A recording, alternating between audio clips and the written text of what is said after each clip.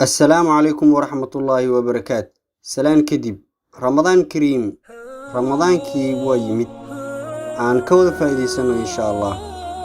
maanta waxaan ka hadli doonaa magaalo qadiimi ah oo laga helay dalka Masar. ku soo dhawaada mowduuca maanta. Masaarida ayaa helay magaalo aad u weyn. waa magaalo qadiimi ah sidoo kalena waxyaabo qaaliya ayaa laga helay magaaladan. dahab ayaana ka mid ah. magaaladan qadiimiga ah waxaa laga helay meel u dhow goobaha ugu muhiimsan ee dalkaas. waxay ahayd magaalo qiyaastii 3000 oo sano ka hor jirtay, taasoo ku luntay dalka Masar. dadka reer Masar ayaa ku tilmaamay soo helitaanka magaaladan waxyaabihii ugu muhiimsanaa ee la helo taariikhiyan tan iyo markii la helay qabrigii Tutankhamun. The dazzling act dated to the reign of Amenhotep III, 1391 BC. This is a large city. It's not only as a settlement, but also administrative industrial area. Because in this storage of meat, dried meat, dated back to the third festival of Amenhotep III, an area for making shoes, an area for sewing clothes, as well as the production of mud brick for the temples and the palaces for Amenhotep III. This city gives us lots of important information about the life of the ancient Egyptian during the time of the Golden Age. That city was lost. Egyptologists never thought that will be discovered. But this excavation is really proving for the first time that we still have to do more and more excavation to be able to find out the limit of this large settlement or large city of the dazzling atom. زي حواس.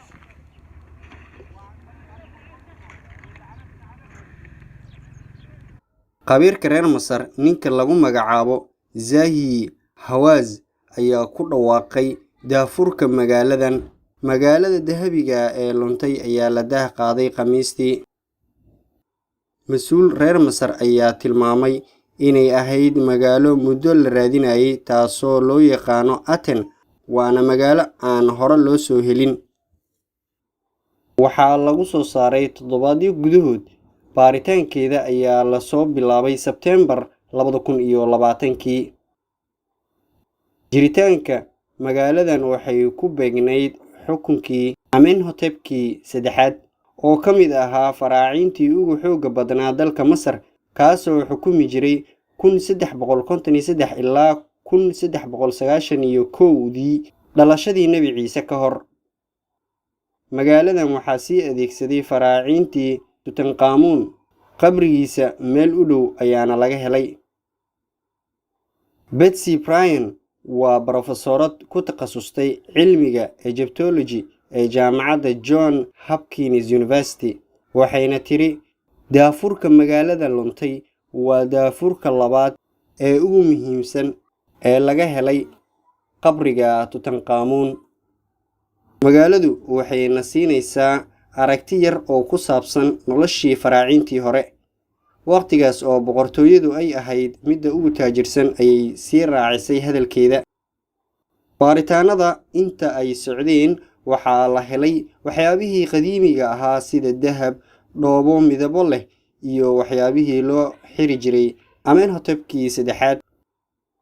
kooxdu waxay ka bilaabeen qoditaan daanta galbeed ee magaalada Luxor oo u dhow dooxada boqortooyada, qiyaastii 500 kiiloomitir ama 310 mayl ayay kaga aadan tahay koonfurta caasimadda Qaahira.